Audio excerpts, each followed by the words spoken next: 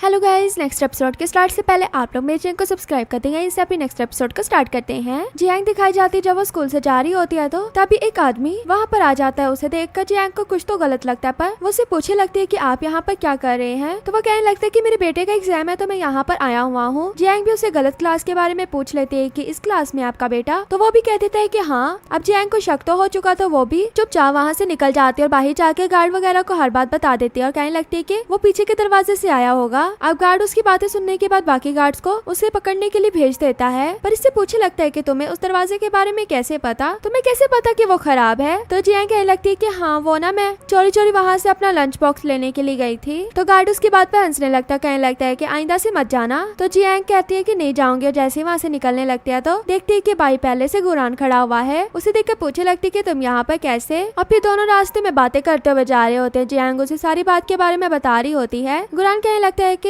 तुम कितना अच्छा लोगों को पकड़ लेते हो, तुम्हें पता लग जाता है कि कौन क्या है, यही तो तुम्हारे अंदर बात है, पर तुम्हें इस बात का नहीं पता। जियांग उसकी बातों को सुन रही होती है और गुरान उसकी तारीफों पर तारीफे किया जा रहा होता है। तो जियांग कहने लगती है कि तुम्हें स्वीट स्वीट बातें बहुत अच्छे से करनी आती हैं। तो गुरान कहता है कि जो है मैं तो वही बता रहा हूँ, मैं तारीफे तो नहीं कर रहा, और वैसे भी तुम एंजॉय कर रही थी अपनी तारीफों को। और फिर जियांग जब घर पर होती है तो वो सोच रही है कि अब वो रिपोर्टर बनेगी और फॉर्म पर भी लिख देती है। और सुजाई दिखाई जाती है जो सर जैंग के पास होती है। सर उसे कहने लगते हैं कि तुमने ईस्ट चाइना यूनिवर्सिटी में जाना है ना, जहाँ पर ज़ैंगलू जा रहा है। तो वो कहने लगती है कि हाँ। तो सर कहते हैं कि अगर तुम्हारा वहाँ पर एडमिशन ना हुआ तो इसलिए तुम्हें बैकअप के लिए भी कोई यूनिवर्सिटी रखनी चाहिए। तो यहाँ पर एक यूनिवर्सिटी का इंटरव्यू है, तो वहाँ पर भी जाओ। तो सुजाई बात मान लेती है और इंटरव्यू देने के लिए पहुंच जाती है वहाँ पर। जो उसके पास में एक लड़की बैठी होती है, वो उससे पहले तो पेन मांगती है। जब उसे पेन वापस करती है तो सुजाई उससे पूछती है कि तुम कौन से स्कूल से आई हो। तो वो जिस स्कूल का नाम बताती है वही स्कूल ज़ैंगलू का भी होता है जो ट्रांसफर होकर गया था। तो सुजाई उससे पूछती है कि क्या तुम ज़ैंगलू नाम के लड़के को जानती हो। तो वह कहती है कि हाँ मुझे याद आ गया उस लड़के के बारे में, वो दूसरे स्कूल से ट्रांसफर होकर आया है ना, तो मतलब तुम्हारे स्कूल का होगा। तो सुजाई कहती है कि हाँ। और फिर सुजाई जब शर्मा रही होती है तो वो उसे कहने लगती है कि तुम्हें लग रहा होगा कि मैं उसका नंबर तुम्हें दे सकती हूँ, पर ऐसा नहीं है, क्योंकि वो तो कभी लड़कियों से गिफ्ट भी रिसीव नहीं करता,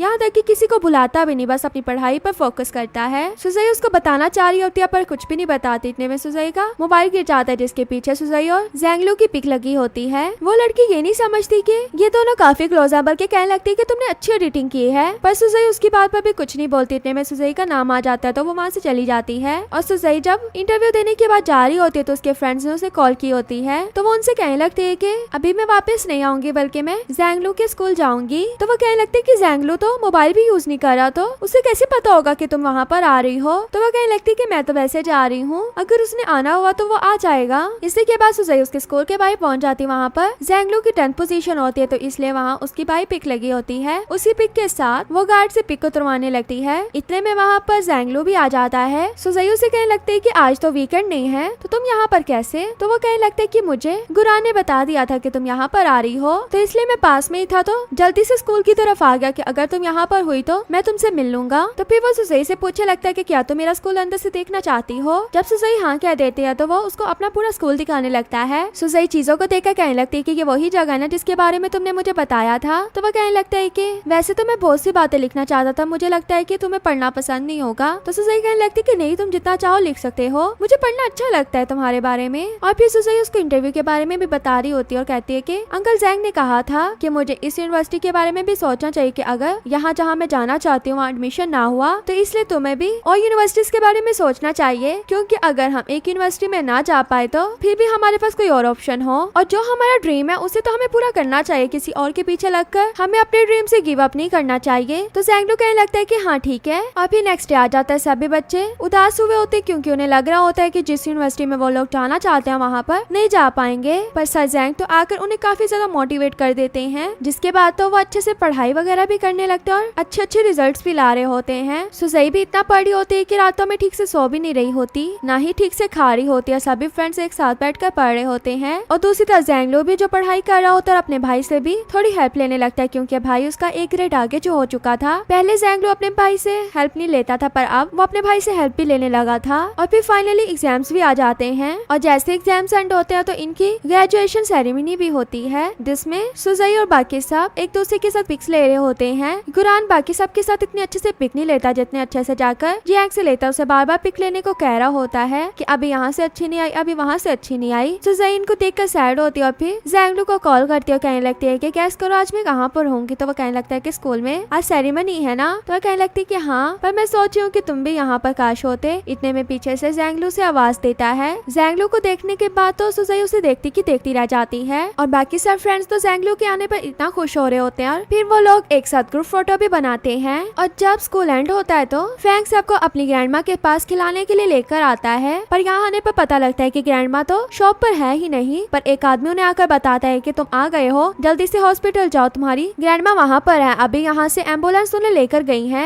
ये सुनते ही फैंग तो भागने लगता है और बाकी फ्रेंड्स भी उसके साथ हॉस्पिटल में पहुँच जाते हैं। वहाँ पहुँचने पर पता लगता है कि जो डॉक्टर उनका ट्रीटमेंट करिए वो कोई और नहीं बल्कि गुरान की मॉम है। और गुरान की मॉम पूछने लगती है कि तुम यहाँ पर कैसे। तो वो कहने लगता है कि मॉम ये मेरा फ्रेंड है। और फिर गुरान की मॉम डॉक्टर फैंग को वहाँ से ले जाते और कहने लगते हैं कि परेशान होने की बात नहीं है, सर्जरी होगी उससे पहले आपको यहाँ पर साइन करने होंगे। और फिर फैंग कांपते हाथों के साथ फाइल पर साइन कर देता है सर्जरी के लिए और ऑपरेशन स्टार्ट हो जाता है। जैसे ऑपरेशन एंड होता है तो डॉक्टर उन्हें गुड न्यूज सुनाते हैं कि सर्जरी बिल्कुल ठीक हो गई है, उन्हें कुछ टाइम में होश आ जाएगा। और फिर फैंग तो इसके बाद अपनी ग्रैंडमा के पास जाकर बैठ जाता है और बाकी फ्रेंड्स घर चले जाते हैं, जिसमें सुजई और जैंगलू जब वापस घर जा रहे होते हैं तो सुजई मानने के लिए तैयार नहीं होती कि मुझे नींद आ रही है। पर कुछ टाइम में वो जैंगलू के कंधे पर ही सर रख कर सो जाती है। और फिर सुबह होती है तो दोबारा से सभी फ्रेंड्स फैंग के पास आ जाते हैं और फैंग से कहने लगते हैं कि तुम थोड़ा टाइम के लिए सो जाओ। और गुरान कहने लगते हैं कि मुझे वैसे भी इस हॉस्पिटल के बारे में काफी अच्छे से पता है, तो ग्रैंडमा की केयर मैं कर लूंगा। और जैंगलू और सुजई कहते हैं कि हम तुम्हारे लिए कुछ खाने के लिए लाते हैं। और इस सब के बाद फैंग दोबारा से अपनी ग्रैंडमा के पास आता है। ग्रैंडमा को होश भी आ जाती है। ग्रैंडमा से कहने लगती है कि मैंने अभी जैंगलू सुजई वगैरह की आवाजें सुनी है। तो वो कहने लगते है कि हाँ ग्रैंडमा वो यहाँ पर आए हुए हैं, अभी यहाँ से बस गए हैं। तो ग्रैंडमा कहने लगती है कि मैंने तुमसे कहा था कि मैं तुम्हें स्कूल से लेने के लिए आऊंगी, पर मुझे नहीं पता था कि तुम्हें यहाँ हॉस्पिटल में मेरे पीछे आना पड़ जाएगा। तो फैंग कहने लगता है कि आपने लेने के लिए आना था ना, तो आप मुझे यूनिवर्सिटी के पहले दिन छोड़ने के लिए चले जाना। तो ग्रैंडमा कहने लगती कि मुझे नहीं लगता कि अब मैं ठीक से चल पाऊंगी। तो फैंग कहता है कि ठीक है ना, मैं आपको उठा के ले जाऊंगा। ग्रैंडमा उसकी बातों पे हंसने लगती है, कहने लगती है कि क्यों, मैं क्यों तुम्हें उठाने दूं खुद को। तो फैंग कहते हैं कि आप भी तो मुझे बचपन में उठाती थी ना, तो मैं भी आपको उठा लूंगा। तो ग्रैंडमा से कहने लगती है कि हाँ ठीक है। और फिर फैंग अपने सभी दोस्तों के साथ बाहर बैठा होता है और कहने लगता है कि मुझे लगता था कि जब मैं 18 को हो जाऊंगा तो तब मैं बड़ा होऊंगा, पर ये नहीं पता था कि जब आप पर जिम्मेदारियां आती हैं तो तब आप खुद ब खुद बड़े हो जाते हो। क्योंकि पहले ग्रैंडमा मुझे संभालती थी, अब मुझे ग्रैंडमा को संभालना है। और ये सब तुम लोगों की वजह से पॉसिबल हो पाया है कि मैंने इतना अच्छे से ग्रैंडमा का ख्याल रखा। तो जैंग कहने लगती कि बड़े लोगों को भी क्या दोस्तों की जरूरत होती है। तो वो कहने लगता है कि क्योंकि बड़े लोग दोस्तों में आकर छोटा फील करते हैं। और फिर रात में जैंगलू सुजई को वापस घर छोड़ने के लिए आ रहा होता है तो सुजई को कहने लगता है कि आज वेदर काफी अच्छा, कल भी अच्छा होगा। तो सुजई कहती है कि तुमने ये बात पहले भी कह दी थी। तो वो कहने लगता है कि क्या तुम कल फ्री होगी। तो सुजई तो उसे देखती रह जाती है। और फिर जब वापस आ जाती है तो जियांग भी उसके पास होती है। जियांग को कह रही होती है कि समझ नहीं आ रहा कि कल क्या मुझे अपना वो लव कन्फेस करने वाला है। जियांग कहने लगती है कि शायद हाँ, इसीलिए तो तुम्हें उसने बुलाया है। और यहीं पर हमारा ये पार्ट भी एंड हो जाता है। वीडियो अच्छी लगे तो वीडियो को लाइक करना।